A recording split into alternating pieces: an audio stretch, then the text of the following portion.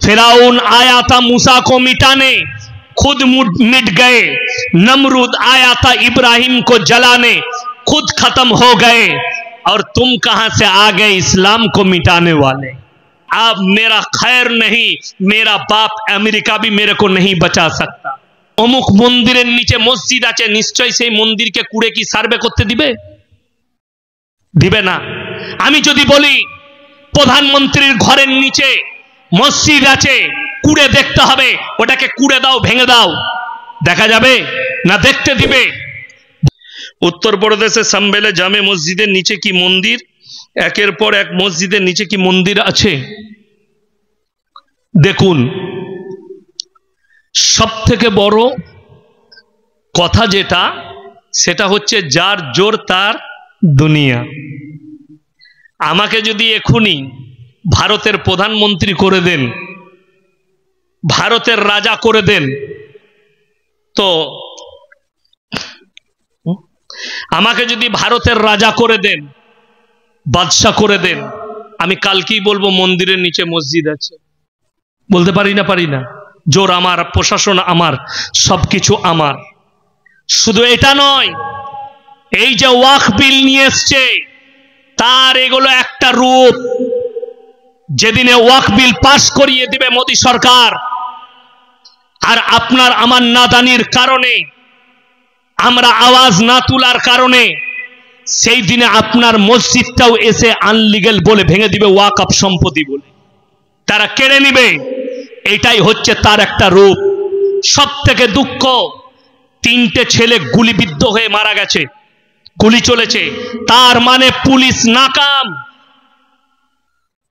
একটা মসজিদ, অবাক লাগে যদি একজনের কথায় এটার নিচে মন্দির আছে বলে দিয়ে যদি সেই মসজিদে সার্ভে হয় কুড়ে,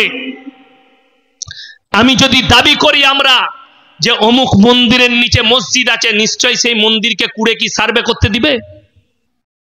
দিবে না। আমি যদি বলি প্রধানমন্ত্রীর ঘরের নিচে মসজিদ আছে, কুড়ে দেখতে হবে, ওটাকে কুড়ে দাও, ভেঙে দাও, দেখা যাবে না? দেখতে দিবে? বড় কষ্ট লাগে। যে মসজিদ 500 বছর 1000 বছর আগেকার মসজিদ, সেই মসজিদের নিচে মন্দির কি করে আসতে পারে? বড় কষ্ট লাগে, দুঃখ লাগে। একটা আমি আপনাকে উক্তি দিয়ে বুঝাচ্ছি। আগে দেখবেন বিভিন্ন কোম্পানিতে ইট তৈরি হতো, সেখানে ঠাকুরের ছাপ থাকতো, ঠিক কিনা? কোম্পানির নাম, হিন্দু ভাই তৈরি করেছে, তাদের ঠাকুরের ছাপ আছে, কিংবা কোনো মন্দিরের ছাপ আছে। সেই ইট নিয়ে মসজিদ তৈরি হয়েছে, সেই ইট নিয়ে কেউ বাড়ি তৈরি করেছে। এখন সেই বাড়িটা যদি ভেঙে যায় তা বলবে এটা মন্দির। কথাটা বুঝতে পেরেছেন? তখনকার মানুষ তো সৎ ছিল, মনের সৎ ছিল, তাদের মনে প্যাঁচ ছিল না। এই ভারতের সব থেকে বড় দাঙ্গা লাগানোকারী, যারা দাঙ্গা উস্কাচ্ছে, তারা হচ্ছে এক শ্রেণীর ইলেকট্রিক মিডিয়া। তারাই দাঙ্গা লাগাচ্ছে। এই যারা যে অ্যাঙ্কার গুলো হিন্দু আর মুসলিমকে বশ করিয়ে দিয়ে যারা হিন্দু আর মুসলিম করছে, তোমাদের ধর্মটা কি, এদের ধর্মটা কি, এরাই সব থেকে বড় দাঙ্গাকারী। আমি মুসলমানকে অনুরোধ করব, এবিপি আনন্দ, নিউজ 18 বাংলা, আজ তাক, যতগুলো এরকম চ্যানেল আছে, এনডিটি টিভি, যতগুলো ইসলাম বিরোধী টিভি আছে, এদের মুখে পেশাব করুন। এগুলোকে খুলবেন না, এদিকে সাবস্ক্রাইব করবেন না, এদের মুখে জুতো মারুন। এরাই সব থেকে বড় ইসলামের দুশ্মন। এদের থেকে বড় দুশ্মন কেউ নেই। আর যারা চাইছে এই মসজিদ গুলো ভেঙে দিয়ে ভারত থেকে ইসলামকে মিটাবো, আল্লাহর কসম করে বলছি, তোমাদের নাজায়েজ বাপ 200 বছর রাজত্ব করেছে, 56,000 আলেমকে ঝুলিয়েছে ফাঁসির মঞ্চে, তারা ইসলামকে মিটাতে পারেনি। তোমাদের স্বপ্নটা স্বপ্নই থাকবে ইনশাআল্লাহ। তোমাদের স্বপ্ন স্বপ্নই থাকবে। ফিরাউন এসছিল, फिराउन आया था मूसा को मिटाने, खुद मिट गए। नमरूद आया था इब्राहिम को जलाने, खुद खत्म हो गए। और तुम कहां से आ गए इस्लाम को मिटाने वाले? बड़ो कष्ट लगे। देखेছেন भारतेर कुत्ता मीडिया गुलो चुप हो गए। आप भोको जितना भोकना है। इजराइल ने खुद से युद्ध विराम कर दिया।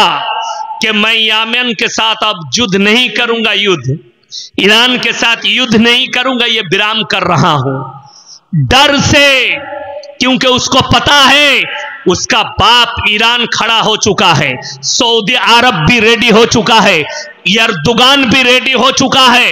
अब मेरा खैर नहीं, मेरा बाप अमेरिका भी मेरे को नहीं बचा सकता, क्योंकि पीछे और एक सुपर पावर खड़ा है जिसका नाम है रशिया।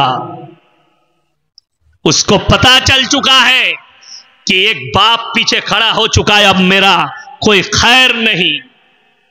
तो जब बाप खड़ा हो गया तो बेटा अपने आप बिल में घुस गया, खत्म कर दिया। इंशाअल्लाह আল্লাহ রসুলের হাদিস জেনে রেখে দিবেন, কিয়ামতের পূর্বে ইসলামের ঝান্ডা উড়বে আল আকসায়। আমার আগের বক্তা বলছিলেন ইমাম মেহেদির কথা, ইমাম মেহেদি আত্মপ্রকাশ পাবে, তার সঙ্গে একটা যুদ্ধ হবে, কার? কানা দাজ্জালের। শেষ যুদ্ধটা যেটা জয়লাভ হবে সেই যুদ্ধে যোগদান করবেন হযরতে ঈসা মসিহ।